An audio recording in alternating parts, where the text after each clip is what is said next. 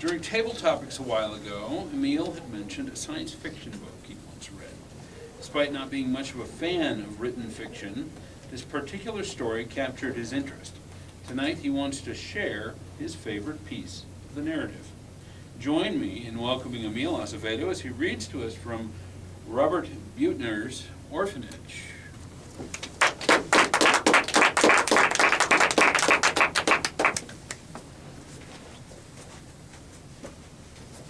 How many of you here are a fan of science fiction? To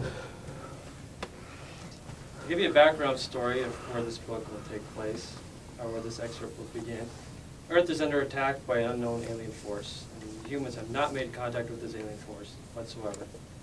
One of these ships has crash landed on the moon, and the main character, Jason, is sent on a mission to go inside the ship and to basically do reconnaissance.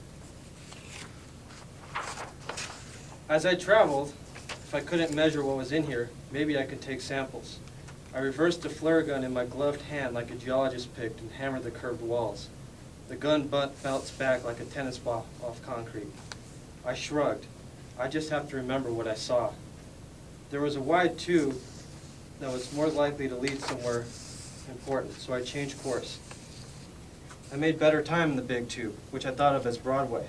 20 minutes of crawling and griping about myself and about my state that my bladder was in. Broadway widened into an oval room as tall and wide as a garage. Times Square. Its walls were studded with glowing ovals, green, not purple, and twiggy lumps that could be controls. Hair stood on my neck. Somehow I felt I wasn't the only living thing in here. I froze in the doorway and squinted as my eyes adjusted. Across the room, a shadow twitched. I should have been terrified, but the enormity of this moment of contact overwhelmed me. My skin tingled. The shape was a banana, colored like a new one, green, but 5 feet long and maybe 2 feet across the middle. It was as featureless as a banana.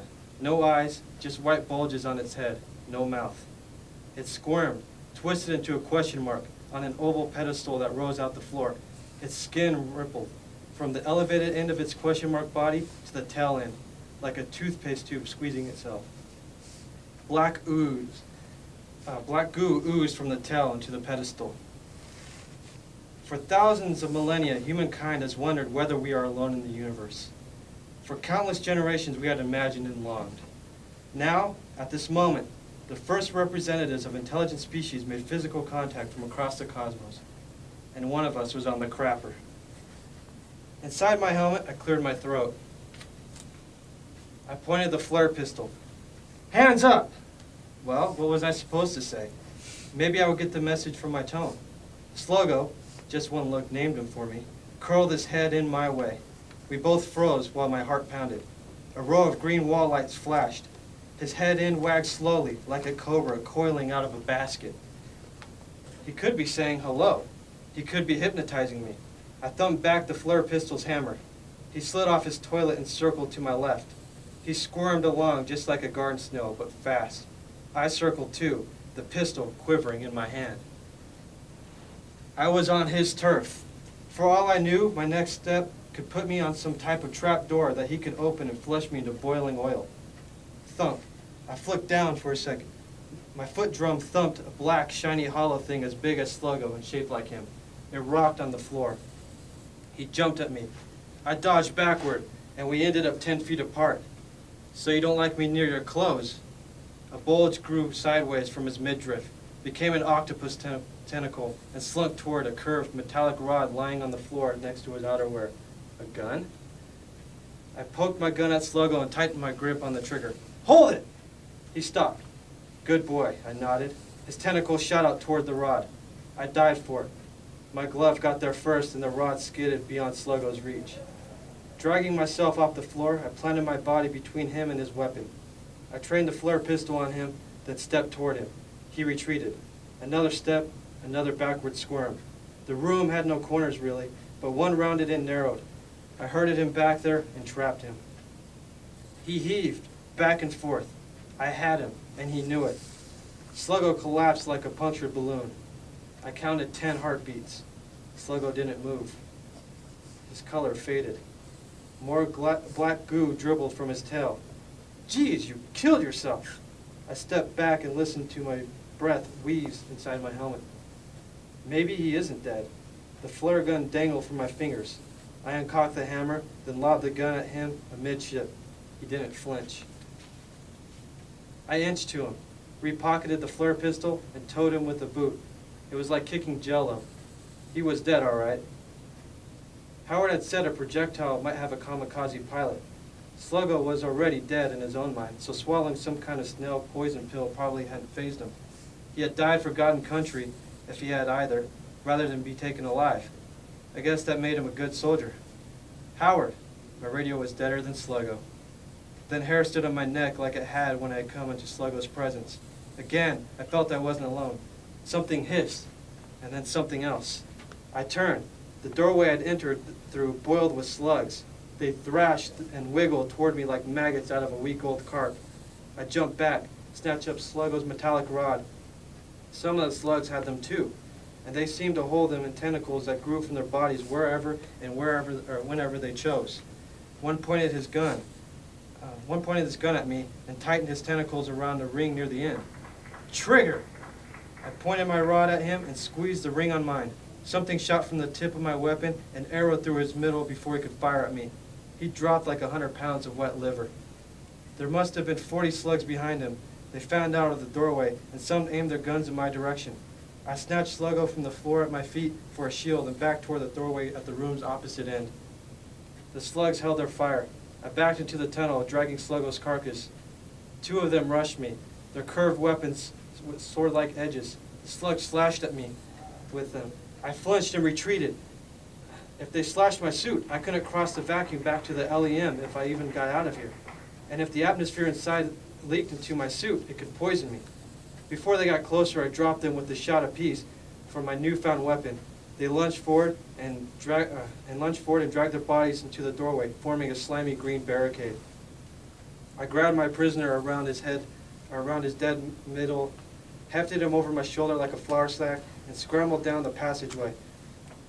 I made good time and managed to avoid snagging either Sluggo or myself in the air conditioning slot. I rounded a bend and found a slug posse ahead, but with 40 slugs behind me somewhere, I couldn't retreat.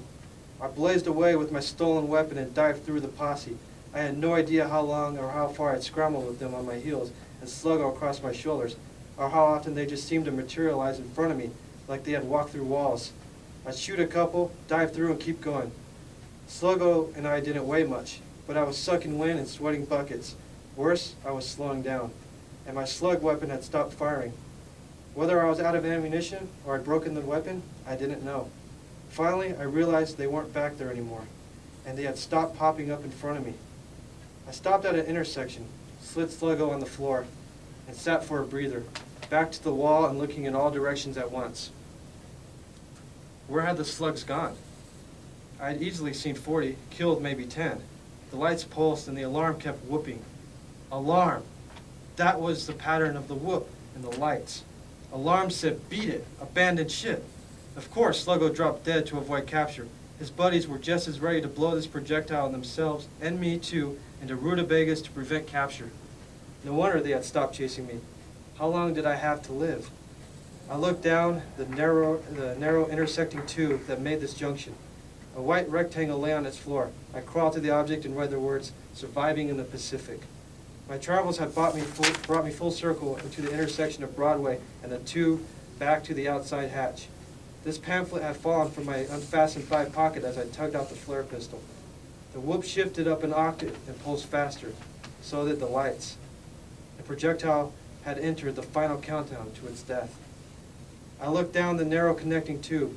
100 feet away lay the hatch that imprisoned me. If it would open to motion to let a repair slug back in, maybe it would now open to inside motion since the projectile was nearing self-destruction. Or maybe the hatch would sense a slug's presence and open if Sluggo were near it. Sketchy, but I had no alternative.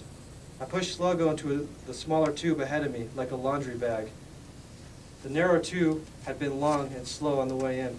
Now it seemed unending. The pulsing and whooping sounds so close together now they seemed nearly constant. At last I saw the tube's end. The hatch remained closed. My heart sank, but I pushed Sluggo forward. I got him within 10 feet of the inner hatch. Nothing.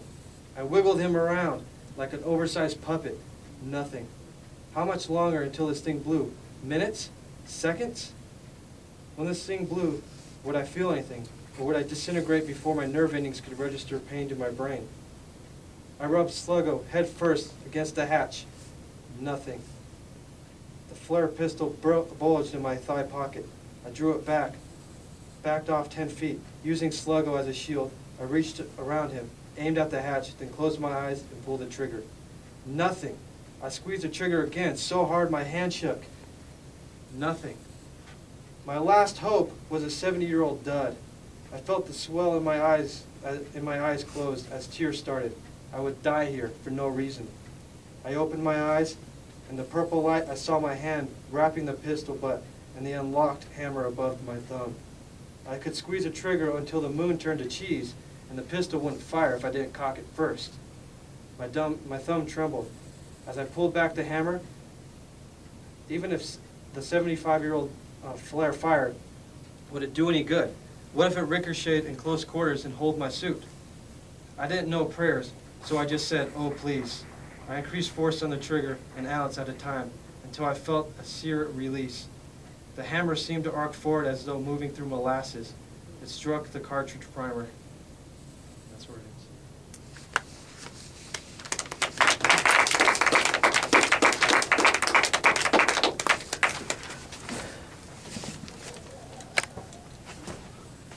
Cameraman, evaluator tells me this. Lucky I get it all. All right. Thank you, Emil.